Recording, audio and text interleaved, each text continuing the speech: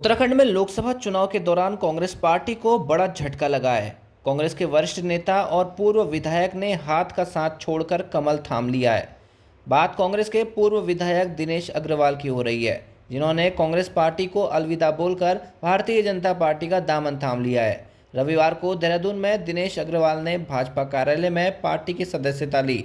मुख्यमंत्री पुष्कर सिंह धामी ने दिनेश अग्रवाल के बीजेपी में शामिल होने पर कहा कि कांग्रेस में पतझड़ लग गया है, हर कोई भाजपा में आना चाहता है।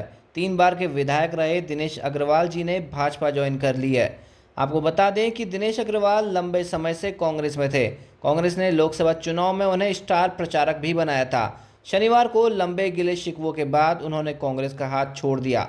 बता दें कि दिनेश अग्रवाल 3 बार विधायक रह चुके हैं और कांग्रेस सरकार में मंत्री भी रह चुके हैं। दिनेश अग्रवाल 1993 और 1996 में उत्तर प्रदेश के समय देहरादून विधानसभा सीट से चुनाव लड़े थे, लेकिन हरबंस कपूर से हार गए थे। राज्य बनने के बाद 2002 और 2007 में लगातार 2 चुनाव में उन्होंने लक्ष्मण चौक सीट पर नित्यानंद स्वामी को हराया। फिर 2012 में धर्मपुर विधानसभा सीट पर प्रकाश ध्यानी को हराकर वो विधायक बने। 2017 में चुनाव में वह भाजपा के विनोद चमोली से हार गए। इसके बाद 2018 में मेयर नगर निगम का चुनाव भी वो हार गए।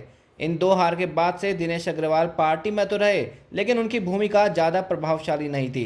पिछले कुछ दिनों से उनके बगावती सुर सुनने को भी मिलने लगे थे। इसके बाद पूर्व मुख्यमंत्री हरीश रावत, पूर्व प्रदेश अध्यक्ष प्रीतम सिंह, पार्टी प्रदेश अध्यक्ष करण माहरा ने उन्हें मनाने की पुरजोर कोशिश की, लेकिन अग्रवाल नहीं माने। कुछ तो रही होगी मजबूरियां, कोई यूं ही बेवफा नहीं होता। पूर्व मुख्यमंत्री हरीश रावत ने कहा कि अभी मुझे समाचार मिला कि दिनेश अग्रवाल जी ने कांग्रेस पार्टी की सदस्यता से त्यागपत्र दे दिया है। मैं समझ सकता हूं कि उनकी अपनी कुछ मजबूरियां रही होंगी, नहीं तो इतने वर्षों के कांग्रेस के जुड़ाव को वो इतने चुनौतीपूर्ण अवसर पर नहीं तोड़ते। 7 बार कांग्रेस ने उनको विधानसभा के लिए उम्मीदवार बनाया, मेयर के लिए भी उनको उम्मीदवार बनाया। कई साथियों की वरिष्ठता और क्षेत्रीय आरोपों को एक तरफ रखकर पार्टी ने मेरे विशेष आग्रह पर 2012 में उनको मंत्री पद से भी नवाजा। बल्कि मैं ये कहूं कि 2012 में मेरे राजनीतिक संघर्ष के वो सबसे प्रमुख लाभार्थी रहे तो कोई अतिशयोक्ति नहीं होगी।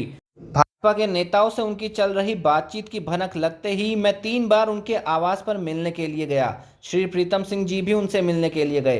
पार्टी के शीर्ष स्तर से लेकर प्रांतीय स्तर पर सब लोगों ने उनसे नाराजगी त्यागने का आग्रह किया।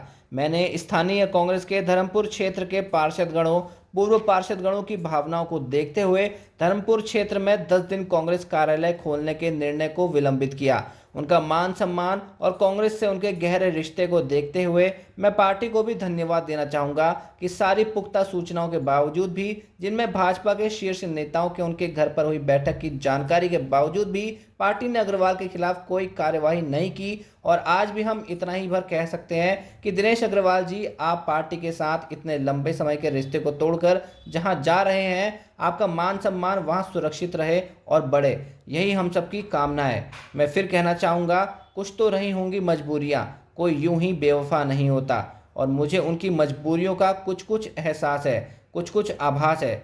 हाँ, भाजपा को इस बात की बधाई है कि वह हमारे नेतागणों की मजबूरी का फायदा उठाने का कोई मौका चूकना नहीं चाहते हैं।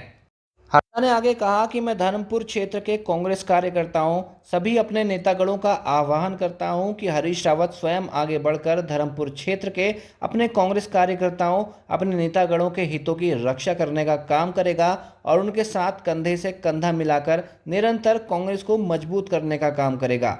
वह चिंता छोड़कर और उत्साहपूर्वक इस चुनौती का सामना करने के लिए आगे आए और अपनी पार्टी के झंडे को और अपने पार्टी के चुनाव चिन्ह को घर घर तक पहुंचाने के लिए कमर कस लें। वक्त ने हमारे सामने चुनौती प्रस्तुत की है। हमारा यह इम्तिहान है कि हम उस चुनौती का साहसपूर्वक सामना करें। 8 अप्रैल को प्रातः 11 बजे आईएसबीटी के निकट कांग्रेस के चुनाव कार्यालय का शुभारंभ किया जाएगा। आप सब सादर आमंत्रित हैं।